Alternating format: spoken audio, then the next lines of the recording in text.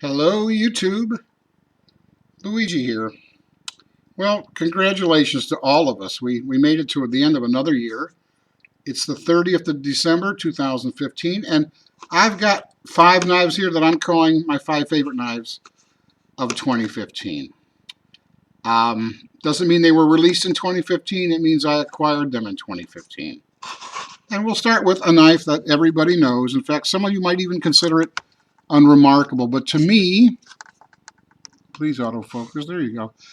To me, this knife is important because it marked a real change in my collecting habits. This is, of course, the Mel Pardew Griptilian, but it's the Griptilian with the spidey hole. I chose that deliberately because I kind of prefer that if I have the choice. This is 4.5-inch closed length, 3.5-inch blade. The blade is 154 cm. It's hollow ground, and it's designed by Mel Pardew. Now, what's important, why this knife is important to me, is at the time, it was the most expensive knife I had acquired. I had heard about the grip. I knew from the handle shape I would love the way it felt.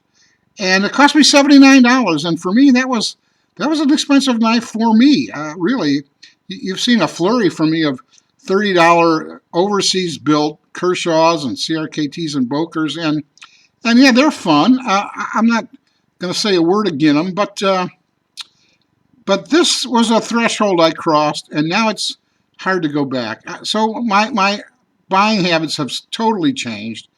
The knives I buy are better, they cost more, and therefore I cannot acquire them as often. I'm willing to pay more for better.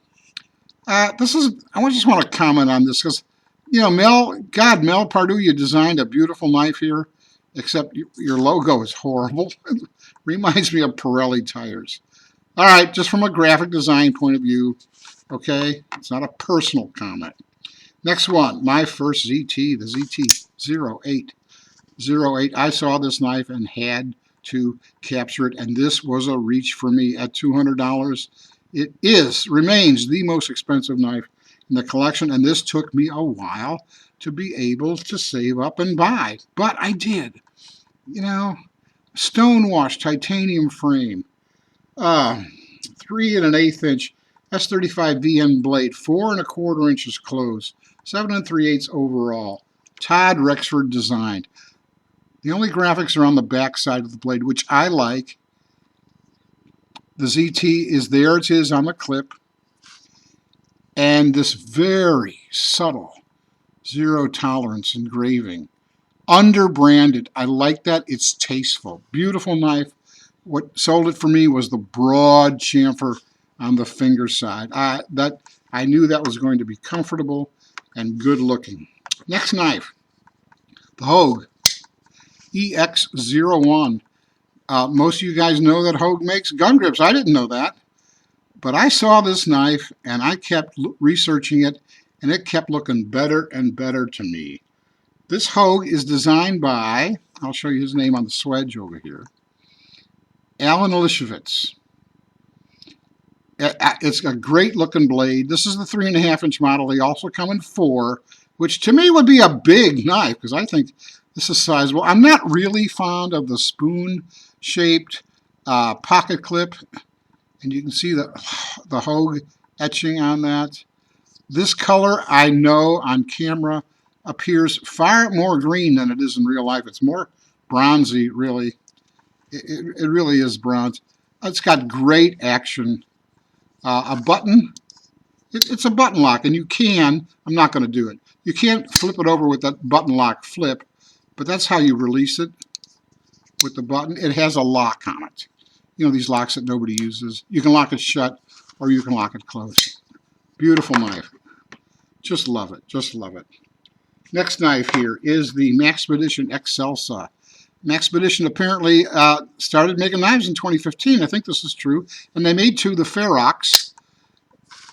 And this is the upgraded bigger brother, the XL Sub. Now look at this. It's a titanium frame. It is a 3 5/8-inch D2 steel blade, 4 3/4 closed, making it 8 3/8 overall. Full Hollow, full flat grind. I love that. I love that. It looks like the thumb set appears on one side only, but it is reversible. And that Maxpedition you see on the lock bar is really the only bit of graphics on the whole blade, on the whole knife. So again, understated. You know, they didn't turn it into a billboard. What I like about this is similar to what I like about the Ziti. It's this broad chamfer and this sculpted handle. The comfort here for me, you know, hands are personal things. The comfort here for me is exquisite. It's just exquisite. The feel of this is great. The lock bar action is the smoothest I've ever felt. And again, the detent is well tuned for thumb opening.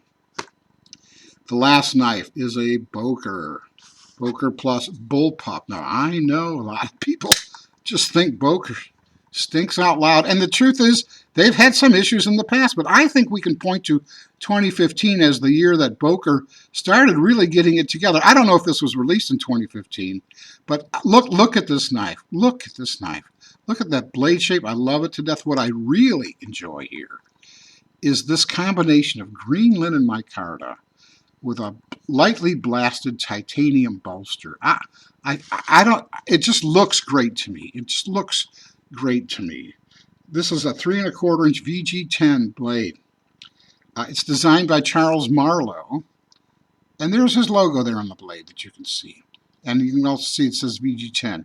Now, one interesting thing about this knife that I really appreciate is the fact that the clip begins and ends on the bolster. It's not straddling two materials.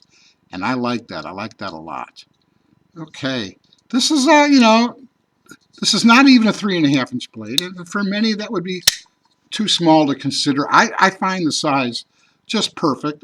You know, if you're talking about EDC tasks with a gentlemanly look to it, a refined and gentlemanly look, this is really a wonderful blade. I like it. So, 5 favorites. Well, okay, it always begs the question, what's your absolute favorite? And, you know, I like different knives for different reasons, but if I were to pick one absolute, I'm telling you I would be forced to pick 2, because I think in terms of comfort and smoothness of operation and the full flat ground blade and the easy lock bar disengagement, but mostly for the feel, that broad chamfer, this XL Sub, this Maxpedition XL Sub, I'm going to say is number 1, or a co-number 1 with another knife for another category. So in terms of, I think it looks great, but I'm not going to pick it for its looks. In terms of comfort and smoothness and a great detent, the Maxpedition XL Sub. In terms of looks, I'm back to this Boker. Now, again, I'm going to say it. I know a lot of people really have a problem with Boker, but I think this is a well-designed knife. I love the combination of these 2 materials in particular. Good job, Charles Marlowe. Just good job. Okay, people, now listen, I want everyone to have oh boy, I want you to have a blessed new year. You know, I almost said prosperous, but you know, that's not important as being happy and healthy. And draw close to your families this holiday season and let them know what they mean to you. Okay? God bless you all. I love you. Have a good new year. Bye-bye.